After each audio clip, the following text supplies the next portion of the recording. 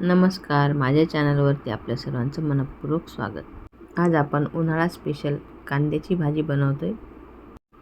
खास करून खानदेशात बनवल्या जाणारी ही भाजी आहे।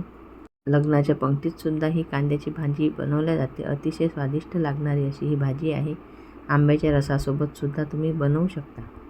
चला तर याला लागणारे साहित्य आणि कृती सोबतच बघूया। तर इथे आपण कांदे घेतलेले आहेत, त्याची साल काढून धुवून घ्यायची। धुतल्यानंतर असा उभा कापून घ्यायचा, फार पातळ करायचे नाहीत। इथे आपण खसखस तव्यावर भाजून घेतलेली आहे। आलं, लसूण, कोथिंबीर आणि जिरे, गरम मसाला, धने पावडर आणि हळद। भाजी झणझणीत असते त्यामुळे आपण ही घरी बनवलेली मिरची पावडर घेतलेली आहे। भाजलेल्या शेंगदाण्याचं जाडसर केलेलं कूट, सुक्या खोबऱ्याचा खीस आणि भाजून कुटून घेतलेली खसखस। आता या भाजीला थोडं तेल जास्तच घ्यायचं। आता इथे कढईमध्ये तेल तापलेलं आहे, मोहरी जिरे घालून झालेली आहे। यावरती ठेचून घेतलेलं आलं, लसूण, कोथिंबीर आणि जिरे घालून परतून घ्यायचं। त्यानंतर यावर कांदा घालायचा। कांदा घातल्यानंतर मंद आचेवर शिजू द्यायचा। त्यामध्ये चवीनुसार मीठ सुद्धा घालायचं। आपल्या भाजीला जेवढं लागेल तेवढंच घालून घ्यायचं, परत घालायची आवश्यकता नाही। नंतर त्यावर झाकण ठेवायचं आणि मंद आचेवर होऊ द्यायचा। हवं तर झाकणावर आपण पाणी सुद्धा घालू शकतो, त्यामुळे कांदा खालून लागणार नाही। आता कांदा घालून झालेला आहे, गॅस मंदच ठेवायचा आणि आपला कांदा परतून घ्यायचा। मीठ घातल्यामुळे आपल्या कांद्याला चांगलं पाणी सुटलेलं आहे। आता पाणी आटेस्तोवर आपण याला परतून घेऊ।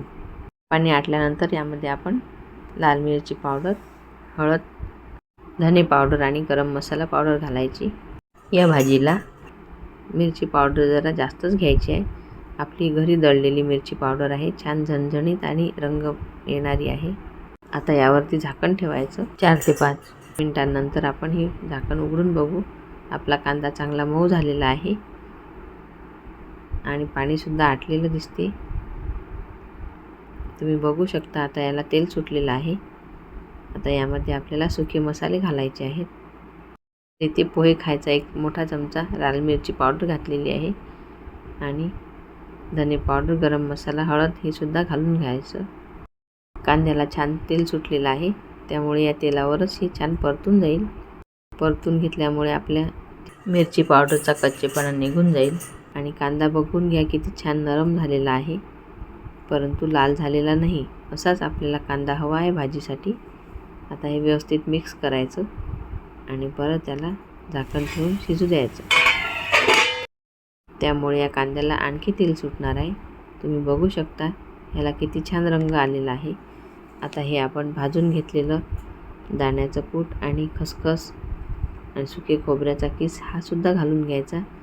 आता तुम्ही ही अशी सुद्धा ठेवू शकता किंवा यामध्ये 1 वाटी पाणी घातल्यानंतर छान अशी लबलबीत कांद्याची भाजी तयार होते, ती सुद्धा छान लागते। तशी पाणी घालायची गरज नाही, परंतु पाणी घातल्यामुळे आणखी या भाजीला चव येईल आणि दाटसरपणा येण्यासाठी आपल्याला खसखस आणि खोबरा खीस, शेंगदाणे तर घातलेलेच आहे, त्यामुळे ती छान मिळून येईल।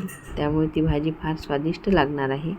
थोडी कोथिंबीर घालायची। याचे दोन्ही प्रकार ठेवलेले आहे। आधी सुकी काढून घेतली, नंतर त्यामध्ये थोडं पाणी घालून ती लबलबीत सुद्धा बनवलेली आहे। बघा, ही छान लबलबीत झालेली भाजी किती सुंदर दिसत आहे। अतिशय स्वादिष्ट लागणारी भाजी आपली तयार झालेली आहे। रंग सुद्धा फार सुरेख आलेला आहे। सध्या आंब्याचा सीझन चालू आहे, तुम्ही आंब्याच्या रसासोबत ही भाजी करून बघा, खाऊन बघा।